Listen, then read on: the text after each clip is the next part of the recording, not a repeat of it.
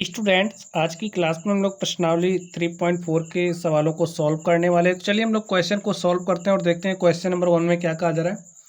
इसमें कहा जा रहा है निम्न के सार्व गुणनखंड ज्ञात कीजिए। तो यहाँ पर मैं कुछ संख्याएं दी गई हैं, इनके हमें सार्व गुणनखंड निकालने हैं। ठीक स्टूडेंट, तो चलिए सार्व गुणनखंड निकालने के लिए क्या करेंगे। यहाँ पर देखिए, चलिए सबसे पहले हम लोग ए नंबर को सॉल्व करते हैं। ए में क्या दिया गया, 20 और 28। सार्व गुणनखंड निकालने के लिए सबसे पहला हमारा काम होगा कि यहाँ पर ये जो संख्या दी गई है इसके सभी गुणनखंडों को हम लोग लिख लें। तो चलिए सबसे पहले हम लोग 20 के सभी गुणनखंडों को लिख लेते हैं और उसके बाद हम लोग 28 के सभी गुणनखंडों को लिखेंगे। ठीक है, तो 1 हो जाएगा। अब गुणनखंड क्या होता है, वह संख्याएं जो 20 को पूरी तरीके से विभाजित कर पाएंगी वही संख्याएं 20 की क्या हो जाएंगी, गुणनखंड हो जाएंगी। ठीक है, तो 1 से अगर आप 20 को डिवाइड करोगे तो 20 पूरी तरीके से डिवाइड हो जाएगा। इसी तरीके से 2 से जब आप 20 को डिवाइड करोगे तो 2 से 20 भी पूरी तरीके से डिवाइड करेगा और आपको शेषफल कुछ नहीं मिलेगा। अब देखिए 2 के बाद क्या 3 20 का गुणनखंड हो सकता है, तो जी नहीं, क्योंकि जब आप 3 से 20 को काटोगे तो क्या हो जाएगा, आपके पास 2 शेषफल बच जाएगा। तो 3 20 का एक गुणनखंड नहीं है। इसके बाद हम लोग 4 लिखेंगे, 5 हो जाएगा और इसके बाद स्टूडेंट हमारा 10 और क्या हो जाएगा, 20 हो जाएगा। तो यहाँ पर जो हमारे पास संख्या 20 थी, 20 के हमने सभी गुणनखंडों को राइट कर लिया। चलिए अब इसी तरीके से ये जो हमारी संख्या 28 है, हम लोग 28 के सभी गुणनखंडों को राइट कर लेते हैं। तो स्टूडेंट वह सभी संख्याएं जो 28 को पूरी तरीके से विभाजित कर ले जाएंगी वो सभी संख्याएं 28 की एक गुणनखंड होंगी। ठीक है, तो 1 28 को पूरी तरीके से विभाजित कर ले जाएगा तो 1 क्या हो जाएगा, 28 का एक गुणनखंड हो जाएगा। इसी तरीके से हमारा 2 हो जाएगा। 4 सते 28 होता है तो 4 भी हो जाएगा। 7 चौके 28 होता है तो 7 से भी 28 पूरी तरीके से विभाजित हो जा रहा है। उसके बाद स्टूडेंट 14 हमारा होगा। ठीक है, 14 दूनी 28, 14 से 28 पूरी तरीके से विभाजित हो जा रहा है। उसके बाद हमारा जो 28 है वो खुद 28 से भी कट जाएगा। तो इस तरीके से 28 के सभी गुणनखंडों को हमने लिख लिया है। अब हमें 20 और 28 के सार्व गुणनखंड बताने। लिखिए 20 और 28 के सार्व गुणनखंड। अब स्टूडेंट ये सार्व गुणनखंड क्या, देखिए आपने तो गुणनखंड लिख लिया, अब ये सार्व गुणनखंड क्या है इसको भी आप लोग समझ लीजिए। देखिए आप लोग देख रहे होंगे 20 और 28 में, ध्यान से देखिए, कुछ ऐसी संख्याएं हैं जो 20 के भी गुणनखंड है और 28 के भी गुणनखंड में है। देखिए जैसे 1 यहाँ पर है और यहाँ पर भी है, तो 1 जो है 20 और 28 का एक सार्व गुणनखंड हो गया। इसी तरीके से देखिए 2 यहाँ पर है, 2 यहाँ पर भी है, तो 2 भी 20 और 28 का एक सार्व गुणनखंड हो गया। 4 देखिए यहाँ पर है, 4 20 को पूरी तरीके से विभाजित कर ले जा रहा है और 4 28 को भी पूरी तरीके से विभाजित कर ले जा रहा है, तो 4 भी क्या हो गया, 20 और 28 का एक सार्व गुणनखंड हो गया। अब देखिए क्या कोई संख्या आपको और मिल रही है, हमें और कोई संख्या नहीं मिल रही है। तो 1 2 और 4 ये क्या हो गए, 20 और 28 के सार्व गुणनखंड हो गए। तो स्टूडेंट यही हमारा क्या हो गया, आंसर हो गया। बस आपको यही करना है। चलिए बी पर चलते हैं और देखते हैं बी का सॉल्यूशन क्या होगा। हमें 15 और 25 के सार्व गुणनखंड लिखने हैं, 15 और 25 के सार्व गुणनखंड। ठीक है, तो सबसे पहला आप काम क्या करोगे, 15 को ऐसे लिखिए, 25 को भी लिख लीजिए। 15 के सभी गुणनखंडों को आप लिख डालिए। 1 15 को पूरी तरीके से विभाजित कर ले जाएगा, उसके बाद 2 नहीं कर पाएगा। ठीक है, उसके बाद हमें 3 पर चलना पड़ेगा, 3 भी 15 का एक गुणनखंड है। उसके बाद 5 3 15, 5 भी हो जाएगा। अब इसके बाद बताइए क्या और कुछ हो सकता है, 6 हो सकता, नहीं हो सकता, 7 भी नहीं हो सकता, 8 भी नहीं हो सकता, 9 भी नहीं हो सकता, 10 भी नहीं हो सकता, सीधा सीधा क्या होगा, 15 होगा।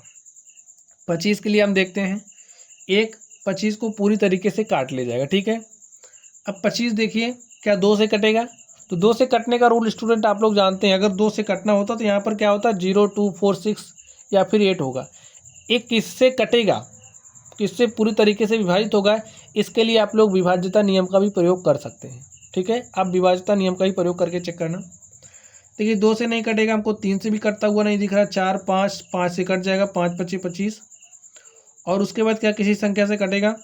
6 7 8 9 10 11 12 13 14 15 16 किसी से नहीं कटा, डायरेक्टली ये 25 से कटेगा। ठीक है, 15 और 25 के सार गुणनखंड लिख दीजिए।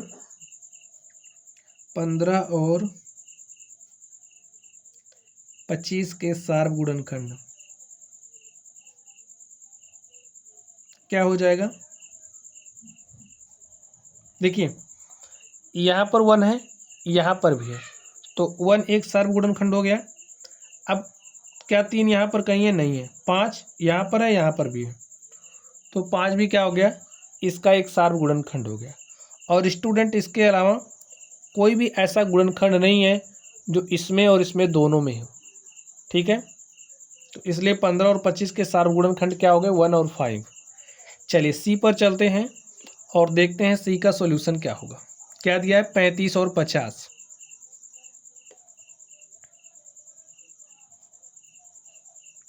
तो 35 लिख लीजिए, 50 लिखिए। अब 1 हो जाएगा इसका एक गुणनखंड। देखिए 3 5 8, 3 से नहीं कटेगा। 5 7 35, 5 से हो जाएगा, फिर उसके बाद 7 से, फिर उसके बाद हमारा किससे कटेगा? पूरा पूरा 35 35 से। 50 के लिए देखिए वो 1 से कट जाएगा, 2 से कट जाएगा, 3 से नहीं कटेगा, 4 से नहीं कटेगा, 5 दाम 50, 5 से हो जाएगा, 6 से नहीं, 7 से नहीं, 8 से नहीं, 9 10 से कटेगा डायरेक्टली, और 10 के बाद हमारा 25 से कटेगा, और 25 के बाद डायरेक्टली किससे? 50 से। तो हमारा जो संख्या 50 था, संख्या 50 के सभी गुणनखंडों को हमने लिख लिया है, संख्या 35 के सभी गुणनखंडों को हमने लिख लिया। अब वही संख्याएं जो 35 और 50 दोनों के गुणनखंडों में शामिल हैं, वही संख्याएं 35 और 50 के सार्व गुणनखंड हो जाएंगे। ठीक है, तो देखिए क्या क्या है, लिखिए 35 और 50 के सार्व गुणनखंड कौन कौन है? देखिए 1 यहाँ पर है, 1 यहाँ पर भी, तो 1 हो जाएगा। यहाँ पर 5 है, यहाँ पर भी 5 है, तो 5 लिख दीजिए। और यहाँ पर 7 है, यहाँ नहीं है, यहाँ 35, यहाँ पर कहीं नहीं है। तो आपको क्या मिला? 1 और 5, और स्टूडेंट यही हमारा क्या हो गया? आंसर हो गया। चलिए अब हम लोग इस डी पर चलते हैं और देखते हैं डी का सॉल्यूशन क्या होगा। डी में करना क्या है? 56 और 120, 56 और 120 के सार्व गुणनखंड हमें लिखने हैं। तो सबसे पहला काम क्या करोगे? 56 के सभी गुणनखंडों को राइट कर लीजिए, 120 के सभी गुणनखंडों को राइट कर लेते हैं। ठीक है, चलिए देखिए 1 हो जाएगा, जी हाँ, 2 से कटेगा, 6 है तो कट जाएगा, 2 भी हो जाएगा। 3 देखिए 6 5 11, 3 से नहीं कटेगा। देखिए 6 5 11, 3 से विभाज्यता के लिए क्या होना चाहिए? जो भी संख्या दी गई हो उनके अंकों का योग 3 से कटना चाहिए। क्या है? 3 से कटेगा? नहीं कटेगा। 4 से देखिए, 4 से 14 चौके 56, 4 से कट जाएगा। 5 से नहीं कटेगा। 6 से देखिए, अगर संख्या 2 और 3 दोनों से विभाजित होती है तभी 6 से होती है, इसका मतलब ये 6 से नहीं कटेगा। 7 8 56, 7 से कट जाएगा। 8 7 56, 8 से भी कट जाएगा। और उसके बाद देखिए 9 से नहीं होगा, 10 से भी नहीं होगा, 11 से नहीं, 12 नहीं होगा, 14 से डायरेक्टली कटेगा, और 14 के बाद 28 से, और उसके बाद ये 56 से कटेगा। ठीक है, इस तरीके से आप लिख सकते हैं। 120 देखिए, ये 2 से 1 से तो कटेगा ही, 2 से कट जाएगा। 2 1 3 है, 3 से भी कट जाएगा। 4 से देखिए, 4 से काटोगे तो 30 आ जाएगा, 4 से भी कट जाएगा। 0 है, 0 5 से विभाज्यता के लिए क्या होना चाहिए? 0 और 5 इकाई का अंक, तो 0 है तो 5 से भी कट जाएगा। 6 से काटो, देखिए 2 से कट रहा है, 3 से कट रहा है, तो 6 से भी कटेगा। 6 से हो गया। 7 से नहीं कटेगा। 8 से देखिए, 8 से क्या कटेगा? 8 1 8, 4 12 40, 8 5 40, कट जा रहा ना, तो 8 से कट गया, 40 आएगा। 9 से देखिए, 9 के 9, 9 3 12 नहीं कटेगा, फिर डायरेक्टली 10 से कटेगा। ठीक है, 10 के बाद ये 12 से कटेगा, 20 छक्का 120, 15 8 120, 15 से भी कटेगा, और उसके बाद 20 से कटेगा, उसके बाद हमारा 24 से कटेगा, ध्यान से देख लीजिए, 24 से कटेगा, और 24 के बाद ये 30 से कटेगा, 30 के बाद हमारा 60 से कटेगा, और 40 से भी कटेगा। ठीक है, यहाँ पर 40 लिख लीजिए, 40 से भी कट जाएगा और 60 से भी पूरी तरीके से कट जाएगा। तो 120 के गुणनखंड कौन कौन हो गया? 1 2 3 4 5 6 8 10 12 15 20 24 30 40 60। ठीक है, 40 3 120 होता है, 3 बार जाएगा, 60 दूनी 120 होता है, और उसके बाद 120 स्वयं होगा। अब हमें सार्व गुणनखंड लिखने हैं 56 और 120 के, लिख दीजिए 56 और 120 के सार्व गुणनखंड 56 और 120 के सार्व गुणनखंड कौन कौन है? देखिए, जो यहाँ पर और यहाँ पर दोनों जगहों पर हो तो 1 है। तो देखिए स्टूडेंट, सार्व गुणनखंड क्या होगा? 1 यहाँ पर है, 1 यहाँ पर भी है, तो 1 हो जाएगा। 2 देखिए यहाँ पर है, 2 यहाँ पर भी है, तो 2 राइट कर लीजिए। 4 यहाँ पर है, 4 यहाँ पर भी है, तो 4 लिख लीजिए। उसके बाद देखिए यहाँ पर 7 है, यहाँ पर कहीं भी 7 नहीं दिख रहा, यहाँ पर 8 है, यहाँ पर भी 8 है। और उसके बाद देखिए क्या आपको कुछ और मिलेगा? 14 28 56, तो हमको ऐसा कुछ भी यहाँ पर नहीं मिल रहा है। 56 और 120 के सार्व गुणनखंड क्या क्या हो गए? 1 2 4 8, और स्टूडेंट यही हमारा क्या हो गया? आंसर हो गया। तो इस तरीके से ये जो हमारा प्रश्न संख्या 1 था, हमने प्रश्न संख्या 1 के सारे सवालों को सॉल्व कर लिया है। चलिए अब हम लोग अगले प्रश्न पर चलते हैं और देखते हैं हमारा अगला क्वेश्चन क्या है। तो स्टूडेंट्स, आप लोग क्वेश्चन नंबर 2 को ध्यान से देखिए। अब इसमें में देखिए करना क्या है, निम्न के सार्व गुणनखंड ज्ञात कीजिए। हमको 4 8 12 और बी में 5 15 25 के सार्व गुणनखंड ज्ञात करने। तो स्टूडेंट, अब हमें 3 संख्याएं दी गई थी, अब तक हमने 2 संख्याओं के सार्व गुणनखंड को निकाला। अब हमें संख्याओं की संख्या 3 दी गई। ठीक है, कोई दिक्कत नहीं है, जब तक जैसे ही हमने 2 संख्याओं के लिए सॉल्व किया, ठीक वैसे ही हमें 3 संख्याओं के लिए सॉल्व करना है। सबसे पहले यहाँ पर जो संख्याएं दी गई हैं, प्रत्येक संख्या का आप गुणनखंड राइट कर लीजिए, सारे गुणनखंडों को राइट कर लीजिए। तो 4 का गुणनखंड क्या हो जाएगा? 1 2 4। 8 का क्या हो जाएगा? 1 2, देखिए 3 तो नहीं हो सकता, 4 हो जाएगा, उसके बाद 8 स्वयं हो जाएगा। 12 के लिए देखिए 1 2 3 4, और उसके बाद 6 हो जाएगा, 6 के बाद डायरेक्टली 12 होगा। अब हमें 4 8 और 12 के सार्व गुणनखंड लिखने हैं। तो देखिए क्या हो जाएगा, लिखिए सार्व गुणनखंड 4 8 12 का सार्व गुणनखंड। अब हमें उन संख्याओं को लेना है जो इसमें भी है, इसमें भी है, इसमें भी है, यानी कि तीनों में होना चाहिए। जैसे यहाँ पर 1, यहाँ पर 1, यहाँ पर 1, 1 लिख दीजिए। यहाँ 2 है, यहाँ 2 है, यहाँ 2 है, तो आप 2 लिख दीजिए। देखिए यहाँ 3 है और कहीं 3 नहीं है, 4 4 4 दिख रहा है, 4 राइट कर लीजिए। और कुछ भी नहीं है तीनों में, तो 1 2 4 यही क्या हो गए? संख्या 4 8 और 12 के सार्व गुणनखंड हो गए। चलिए बी पर चलते हैं और देखते हैं बी का सॉल्यूशन क्या होगा। ठीक ऐसे ही बी को सॉल्व करना है। संख्या क्या दी गई? 5 15 और 25। संख्या 5 के सभी गुणनखंडों को आप राइट करिए, क्या हो जाएगा? 1 5, 15 के राइट करिए, 1 हो जाएगा, 3 हो जाएगा, 5 हो जाएगा, और उसके बाद 15 हो जाएगा। 25 के लिए देखिए 1 2 नहीं होगा, 3 नहीं होगा, 4 नहीं होगा, डायरेक्टली 5 होगा, और 5 के बाद क्या हो जाएगा? 25 स्वयं। ठीक है, चलिए अब देखिए क्या हो जाएगा सार्व गुणनखंड।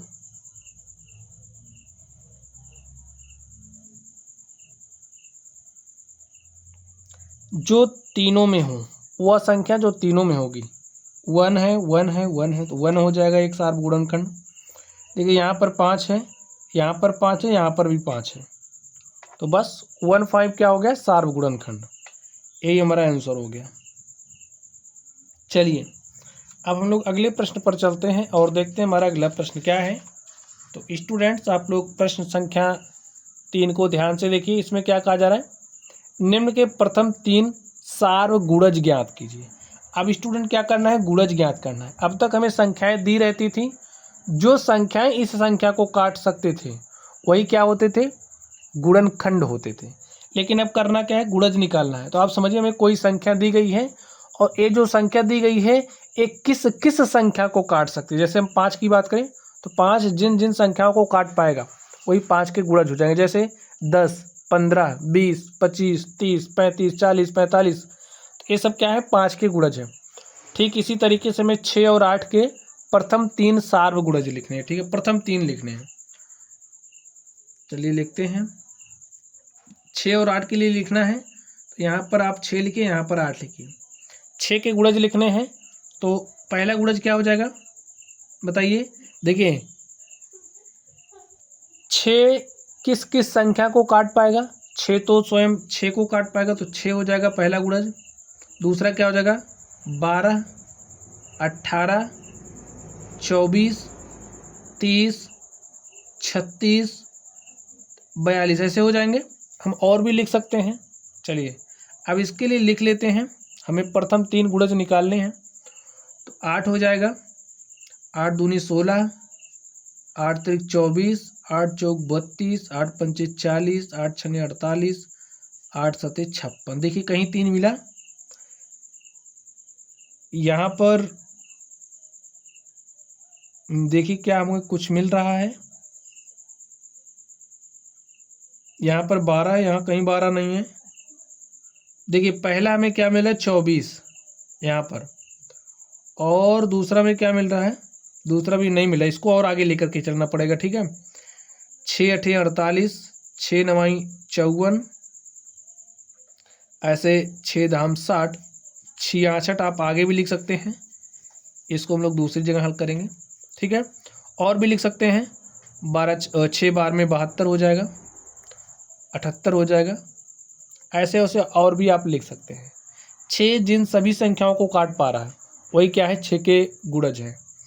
इसी तरीके से देखिए 56 हो गया, 64 हो जाएगा, 72 हो जाएगा, 80 हो जाएगा, 88 हो जाएगा, 96 हो जाएगा। ऐसे ऐसे आप और भी लिख सकते हैं। प्रथम 3 लिखने, देखिए यहाँ पर 6, यहाँ पर कहीं 6 नहीं, यहाँ पर 12, यहाँ कहीं 12 नहीं है, 18 कहीं 18, 24 है। तो प्रथम क्या हो गया, देखिए प्रथम गुणज 24 सार्वगुणज। ठीक है, 6 और 8 का प्रथम सार्वगुणज 24 हो गया।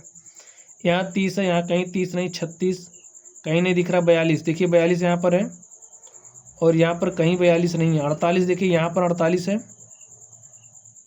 और यहाँ पर 48 है। ठीक है, तो दूसरा सार्वगुणज हो गया वो 48 हो गया। अब आगे देखिए यहाँ पर 54 है, यहाँ कहीं 54 नहीं है, यहाँ 60 है, तो यहाँ पर कहीं 60 नहीं है, 66 है, कहीं भी 66 नहीं दिख रहा, 72 है। तो अगर हम तीसरे सार्वगुणज की बात करें तो तीसरा सार्वगुणज हमारा क्या हो गया, 72। प्रथम 3 की बात की गई थी तो प्रथम 3 हमने यहाँ पर राइट कर दिया है। लिखिए 6 और 8 के प्रथम 3 सार्वगुणज हो गए 24, 48, 72, और स्टूडेंट यही हमारा क्या हो गया, आंसर हो गया। तो इस तरीके से हमने 6 और 8 के प्रथम 3 सार्वगुणजों को लिखा। चलिए अब हम लोग इस बी पर चलते हैं और देखते हैं बी का सॉल्यूशन क्या होगा। किसके लिए निकालना है, 12 और 18 के लिए। तो यहाँ पर आप 12 लिखिए, यहाँ पर 18 लिखिए। अब उन संख्याओं को लिखिए जिन्हें 12 काट सकता है। ठीक है, 12 जिन संख्याओं को पूरी तरीके से विभाजित कर सकता है, हमें उन संख्याओं को यहाँ पर लिखना है। तो 12 को पूरी तरीके से विभाजित कर देगा। पहली संख्या हो गई, 24 कट जाएगी, 36, 48, 60, 72, 84, 96, 108। 12 का पहाड़ा याद है ना, 10 तक लिखते चले जाइए, 12 धाम 120 तक, उसके आगे भी आप लिखिए। 108, 120 और 120 में 12 ऐड करेंगे तो 132 को भी 12 पूरी तरीके से काट देगा, 154 को भी काट देगा। ठीक है, चलिए 18 के लिए लिख लेते हैं। 18 दूनी 36, 18 तियाँ 54, 18 चौके 72, 18 पंचे 90, 18 छक्के 108, 18 सत्ते 126, 18 अट्ठे 144, 18 नौ 162, 18 दाम 180। अब देख लीजिए, मैं प्रथम 3 लिखना है, हो सकता है मिल जाए यहीं से।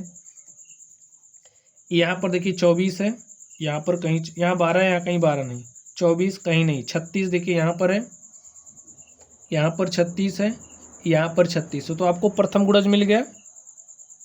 चलिए ठीक है, यहाँ पर 72 है, आपको यहाँ पर 72 मिल गया। दूसरा गुणज आपको मिल गया, सार्व गुणज मिल गया, तो 72 हो गया, दूसरा सार्व गुणज मिला। चलिए तीसरे की बात कर लेते हैं। तो यहाँ पर देखिए 84 96 नहीं है, 108 यहाँ पर है और 108 यहाँ पर भी है, तो आपको तीसरा सार्व गुणज भी यहाँ पर मिल गया है। ठीक है, लिखिए 12 और 18, 18 के प्रथम 3 सार्व गुणज। ठीक है, कौन कौन है? 36, 72, 108 और स्टूडेंट्स, यही हमारा क्या हो गया, आंसर हो गया। चलिए अब हम लोग अगले प्रश्न पर चलते हैं और देखते हैं हमारा अगला प्रश्न क्या है। तो इसमें क्या कहा जा रहा है, 100 से छोटी ऐसी सभी संख्याएं जो 3 और 4 के सार्व गुणज हैं। 100 से छोटी ऐसी सभी संख्याएं जो 3 और 4 के सार्व गुणज हैं। तो चलिए सबसे पहले हम लोग 100 के 3 के सभी गुणजों को लिख लेते हैं जो 100 से छोटे हैं, उसके बाद हम लोग 4 के लिखेंगे, फिर सार्व गुणज निकालेंगे। ठीक है, तो लिखिए 3 के सभी सार्व गुणज लिख लेते हैं, 3 के हम गुणज लिख लेते हैं। ठीक है, सॉरी, 3 के सभी गुणज लिख लेते हैं। तो 3 हो जाएगा, 3 दूनी 6, 3 त्रिक 9, 3 चौके 12, 3 पच्चे 15, 3 छक्के 18, 3 सत्ते 21, 3 अठे 24, 3 नवा 27। इन संख्याओं को 3 पूरी तरीके से काट देगा। जिन संख्याओं को 3 पूरी तरीके से काट देगा वे 3 के क्या कहलाएंगे, गुणज। 3 दाम 30, फिर हो जाएगा 33। ठीक है, 11 तियाँ 33, 12 तियाँ 36, 14 तियाँ 13 तियाँ 39, 14 तियाँ 42, 15 तियाँ 45 है, 3 आप जोड़ते चले जाइए। ठीक है, 45, 48, 51, 54, 57, 60, 63, 21 तिहाई 63, 22 तिहाई 66। ठीक है, 66 को 3 से काटोगे तो 22 आएगा। अगर आपको टेबल याद है तो आप लोग आराम से लिख सकते हैं, या फिर 3 जोड़ते हुए लिखते चले जाइए। 66 3 69, 69 3 72, 3 75, 3 78, 3 81, 3 84, 3 87 और 87 3 कितना हो जाएगा, 90, 3 93, 3 96 और 3 आप ऐड करोगे तो कितना हो जाएगा, 99। ठीक है, 33 3 99, 99 को 3 से काटोगे तो 33 आएगा। चलिए इसी तरीके से हम 4 के लिए लिखते हैं। 4 के सभी गुणजों को आप लिख दीजिए। क्या हो जाएगा, पहला 4 हो जाएगा, दूनी 8, 4 तियाँ 12, 4 चौके 16, 4 पंचे 20, 4 छंग 24, 4 सत्ते 28, 4 अठ 32, 4 नवाई 36, 4 धाम 40, 4 11 में 44, 4 12 में 48, 4 13 में 52 और 4 13 में 52, 4 गुड़ी 14 करोगे तो 56। ठीक है, 56 4 से पूरी तरीके से विभाजित है, ऐसे 4 जोड़ के 60 लिख दो। 64, 64 4 68, 4 72, 4 76, 76 4 80, 4 84, 4 88, 88 22 से 88 4 से काटोगे तो 22 आएगा। ठीक है, 92, 96। देखिए अब इससे आगे नहीं जा सकते, क्यों? क्योंकि 96 में 4 जोड़ेंगे तो 100 हो जाएगा। हमें 100 से छोटी लिखनी है। ठीक है, चलिए लिखते हैं 3 और 4 के सार्व गुणज लिख दीजिए। 100 से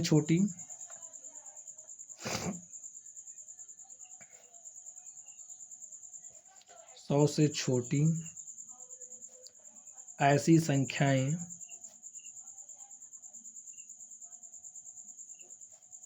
जो 3 और 4 के सार्व गुणज हैं,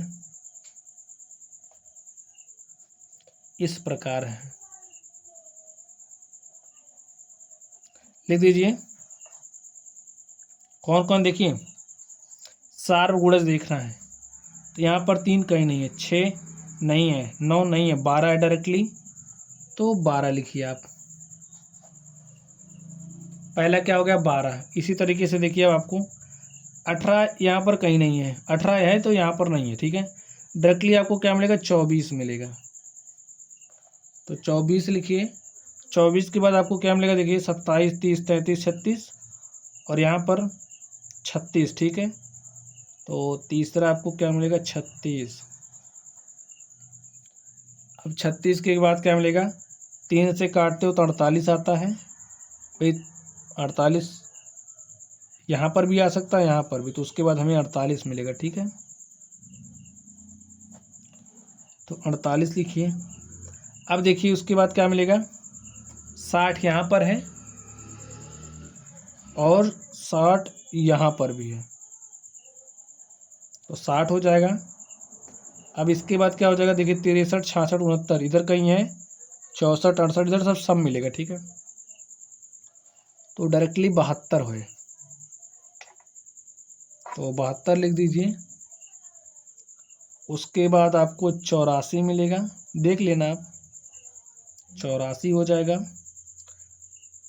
और 84 के बाद आपको क्या मिलेगा 96, तो यहाँ पर है 96 ए और ए रहा, ठीक है, समझ गए आप। तो लिख दीजिए यहाँ पर 96।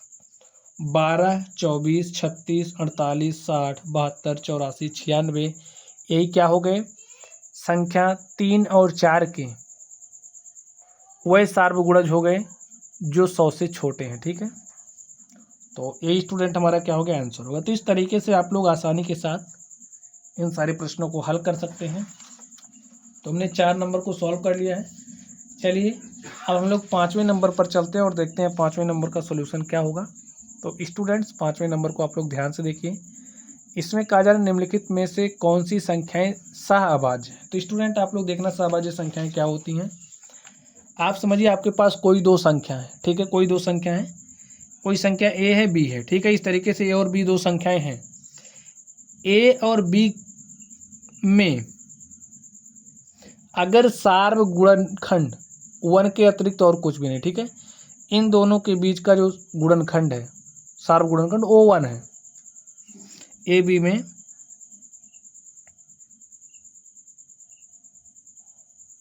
सार्वगुणनखंड अगर 1 है, 1 के अतिरिक्त कुछ भी नहीं, ठीक है, 1 है, तो ये संख्याएं क्या कहलाएंगी, सहअभाज्य संख्याएं कहलाएंगी। यही बात आपको समझना है। जैसे अगर हम आपको एग्जाम्पल दे के समझाएं, आप समझिए हमारे पास संख्या 2 है 3 है, ठीक है, संख्या 2 है 3 है, तो जब आप 2 का गुणनखंड करोगे तो 1 हो जाएगा, 2 हो जाएगा, 3 का गुणनखंड करोगे 1 हो जाएगा, 3 हो जाएगा। देखिए इन दोनों संख्याओं में 1 के अतिरिक्त और कुछ भी कॉमन नहीं है, ठीक है, कुछ भी सार्व नहीं है, सार्व गुणनखंड नहीं है 1 के अतिरिक्त। तो ये जो संख्याएं हमारी कैसी हैं, सहअभाज्य संख्या। जैसे अगर हम लिखते हैं संख्या 4 और 5 क्या है, सहअभाज्य संख्याएं। संख्या हम 6 और 7 लिख दें क्या है, सहअभाज्य संख्या है। संख्या हम अगर लिख दें 13 और 14 है क्या है, सहअभाज्य संख्या, क्योंकि इन संख्याओं में 1 के अतिरिक्त और कुछ भी हमारा उभयनिष्ठ नहीं है। इनका उभयनिष्ठ गुणनखंड 1 के अतिरिक्त और कुछ भी नहीं है। चलिए अब यहाँ पर आप ध्यान से देखिए, हमारे पास क्या दिया है 18 और 35। अब देखिए अब हमको आपको करके दिखा दें। 18 और 35 है, 18 का गुणनखंड आप लिखोगे 1 हो जाएगा, 2 हो जाएगा, 3 और इसके बाद 6, उसके बाद 18 ही होगा, ठीक है। 9 भी हो जाएगा, 9 लिख लीजिए, उसके बाद 18 हो जाएगा। यहाँ पर देखिए 35 के लिए 1 होगा, 1 के बाद आप क्या लिख पाओगे, 5, 7, और उसके बाद 35 ही होगा। अब देख रहे हो कुछ इसके गुणनखंड ए हो गए, ए हो गया। 1 के अतिरिक्त और कुछ भी क्या कोई भी आपको सार्व गुणनखंड मिल रहा नहीं मिल रहा है। तो ये जो हमारी संख्या है 18 और 35 है, क्या है, सहभाज्य है।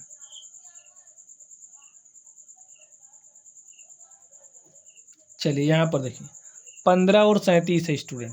तो 15 का आप गुणनखंड करोगे 1 हो जाएगा, 3 हो जाएगा, 5 हो जाएगा और 15 होगा। 37 का 1 और 37 के अलावा कुछ होगा ही नहीं।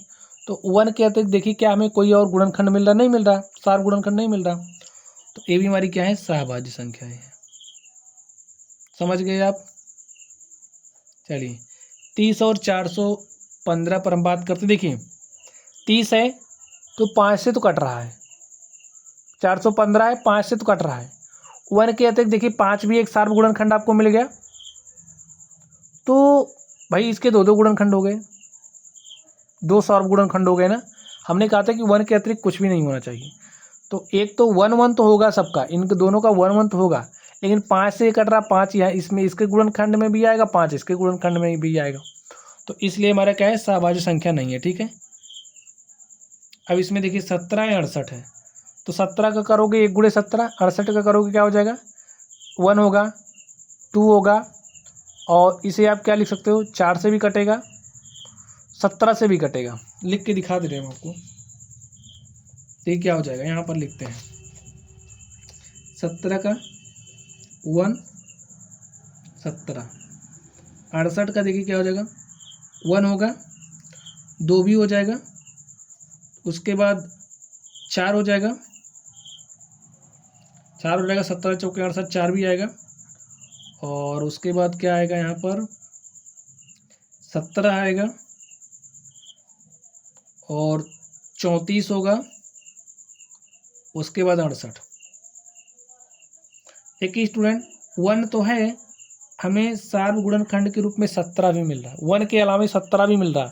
तो ये हमारा क्या है, सहभाज्य नहीं है, ठीक है। 1 के अतिरिक्त और कुछ भी आपको नहीं मिलना चाहिए सार्व गुणनखंड। 1 के अतिरिक्त देखिए 1 तो मिलेगा, साथ में 17 भी मिल रहा है, ठीक है। चलिए यहाँ पर चलते हैं 216 और 215, 6 2 8 1 9, 5 2 7 1 8। 1 के अतिरिक्त इसमें और कुछ भी उभयनिष्ठ गुणनखंड नहीं है, ठीक है। तो ये हमारा क्या हो गया, सहभाज्य।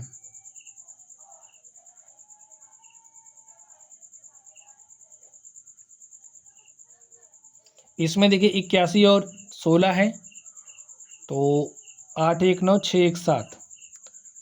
इसका चलिए लिख के दिखाते हैं। 81 है, 1 होगा, 2 से नहीं कटेगा, 3 से कटेगा, और 6 से नहीं कटेगा, 7 से नहीं कटेगा, 9 से कटेगा, 9 9 81 होता है, और उसके बाद डायरेक्टली किससे कटेगा, 27 से, 27 नहीं 81। 16 को देखिए 1 होगा, 2 होगा, 4 होगा, 8 होगा, 16 को देखिए 1 के अलावा क्या आपको कुछ मिल रहा है, क्या 1 के अलावा कोई दूसरा सार्व गुणनखंड मिल रहा नहीं मिल रहा। तो ये हमारा क्या है, सहभाज्य है।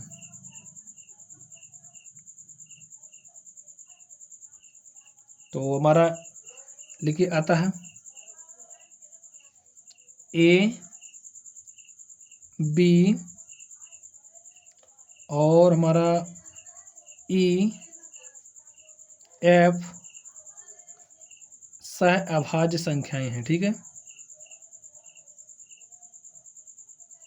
सहअभाज्य संख्याएं हैं। तो इस तरीके से स्टूडेंट हमने 5वें नंबर को सॉल्व कर लिया है। चलिए हम लोग इस 6ठे नंबर पर चलते हैं और देखते हैं इसका सॉल्यूशन क्या होगा। एक संख्या 5 और 12 दोनों से विभाज्य है, किस अन्य संख्या से यह संख्या सदैव विभाज्य होगी। स्टूडेंट हमारे पास कोई संख्या है जो 5 से विभाज्य है और 12 से भी विभाज्य है, तो वो जो स्टूडेंट संख्या है वो और किस संख्या से सदैव विभाजित होगी। तो स्टूडेंट वो संख्या हमारी क्या हो जाएगी, देखिए 5 गुणे 12 60 से, वो जो संख्या है वो हमारी 60 से विभाज्य होगी। ठीक है सदैव।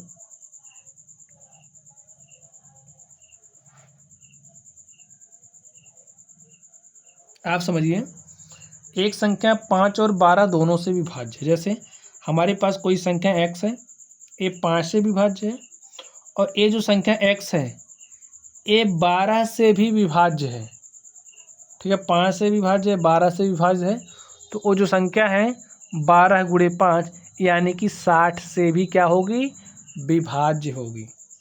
जैसे हम आपको एग्जाम्पल लेके दिखा दें, जैसे हमने क्या लिया, 120 ले लिया। ठीक है, हमारी संख्या हो गई, या फिर आप 60 भी ले सकते हो, जैसे हमने 60 लिया। अब देखिए 60 को आप अगर 12 से काट रहे हो तो 12 के 12 पंचे 60 पूरी तरीके से कट गया, और हमने संख्या 60 ली और इसको हमने 5 से काटा, देखिए 5 बार में 60 पूरी तरीके से कट गया। अब अगर हम संख्या 60 ले लें और 60 से काटें तो देखिए 60 से भी पूरी तरीके से कट गया। यहाँ पर देखिए हमने संख्या 120 ली, इस 120 को आप 5 से काटिए तो 5 से काटोगे कितना आएगा, 24, पंचे 120 होता तो 24 आ जाएगा, कट गया ना 5 से पूरी तरीके से। अब इसी संख्या 120 को अगर हम 12 से काटें तब भी कट जाएगा, देखिए 12 दाम में 120, और संख्या 5 से विभाज्य 12 से विभाज्य, इसलिए क्या होगा 60 से भी विभाज्य होगी। चेक कर लीजिए, अब 120 है, इसको आपने 60 से काटा तो 60 दूनी 120, देखिए 60 से भी पूरी तरीके से कट गई। तो समझ गए बात। एक एग्जांपल और लेके समझा दें, समझिए। अब जैसे हमने ले लिया क्या, 240 लिया, संख्या 240 ले ली। अब ये 240 5 से विभाज्य है, देखिए क्या 5 से विभाज्य है, 5 से काटिए क्या आएगा, 5 चौके 20, 4 24, 5 अठे 40। फिर हमने 240 लिया, इसको हमने 12 से काटा, कितना आया, 12 दूनी 24, 12 शून्य 12 से भी कट गया। अब 5 से संख्या विभाज्य है, 12 से विभाज्य है, क्या ये 60 से विभाज्य होगी, चेक करिए। 240 को आप 60 से काटोगे तो देखिए 6 चौके 24, तो 60 से भी पूरी तरीके से क्या होगा, विभाजित हो गया। तो वो संख्या जो 5 और 12 दोनों से विभाज्य है वो 60 से भी विभाजित होगी, सदैव 60 से विभाजित होगी। ठीक है, चलिए अगले प्रश्न पर चलते हैं और देखते हैं हमारा अगला प्रश्न क्या है। यहाँ पर देखिए क्या कहा जा रहा है, एक संख्या 12 से विभाज्य, कोई संख्या है जो 12 से विभाज्य है, और कौन सी संख्याएं हैं जिनसे यह संख्या विभाज्य होगी। अब समझ लीजिए क्या बात कही जा रही है, कोई भी संख्या x है और ये जो संख्या किससे विभाज्य है, 12 से विभाज्य है। तो स्टूडेंट ये जो संख्या है,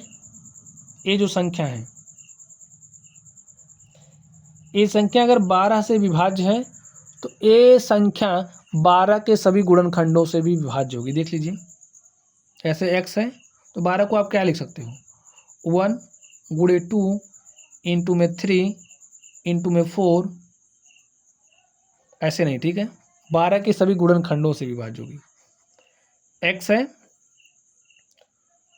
12 के सारे गुणनखंड लिख लीजिए, क्या हो जाएगा, 1 2 3 4 6 12। तो ये जो संख्या है वो किससे विभाज्य है, 12 से।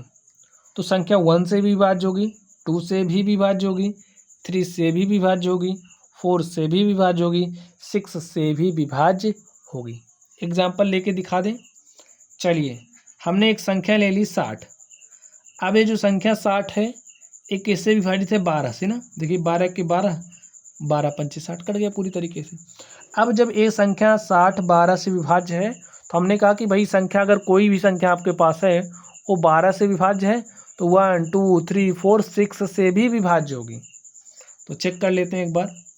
60 को 1 से काटोगे तो आपके पास 60 आएगा, इसी 60 को आप 2 से काटोगे तो आपके पास 30 आ जाएगा। 60 को आप 3 से काटोगे, देखिए काटिए तो 20 आ जाएगा आपके पास। 60 को आप 4 से काटोगे, देखिए सबसे कट जा रहा है ना, 15 आ जाएगा। और 60 को आप 6 से काटोगे तो आपके पास 10 आ जाएगा। समझ गए आप बात। एक एग्जाम्पल और हम आपको लेकर के दिखा दें। देखिए एक्सपेरिमेंट करना जरूरी है, करोगे तो आपके कॉन्सेप्ट एकदम क्लियर हो जाएंगे। अब हमने एक दूसरी संख्या ले ली, देखिए 144 हमने लिया। ये जो हमारी संख्या 144 है 12 से विभाज्य है, काटोगे तो 12 12 में 144, आपके पास 12 आ जाएगा। अब हमने कहा कि अगर कोई संख्या 12 से विभाज्य है तो वो 12 के सभी गुणनखंडों से विभाज्य हो जाएगी। 12 से विभाज्य है तो 1 2 3 4 6 से भी विभाज्य होगी। तो चेक करते हैं। 144 को आप 1 से काटोगे तो 144 ही आ जाएगा। 144 को आप 2 से काटिए, देखिए क्या आ जाएगा, 2 7 तो 2 दूनी 4 72 आ जाएगा। 144 को आपने 3 से काटा तो 3 चौके 12, 3 अठे 24, 48 आ गया। 144 को आपने 4 से काटा, कितना आ गया, 4 3 12, 4 6 24। और जब 144 को आपने 6 से काटा तो 6 दूनी 12, 2 14, 6 चौक 24, तो हमारे पास कट गया। इस तरीके से लिखे आता है वह संख्या 1 2 3 4 और 6 से भी विभाज्य होगी। समझ गए स्टूडेंट ये बात आप लोग? तो इस तरीके से जो हमारा प्रश्न था, हमने इन प्रश्नों को सॉल्व किया, आपको कुछ एग्जाम्पल्स भी करके दिखाए। तो चलिए आप लोग पढ़ते रहिए। अगर आप लोगों को कोई भी डाउट हो तो आप लोग कमेंट बॉक्स में कमेंट करना। वीडियो पसंद आए तो लाइक कीजिएगा, चैनल पर नए हो तो सब्सक्राइब कर लीजिएगा। चलिए आप लोग पढ़ते रहिए। Thank you.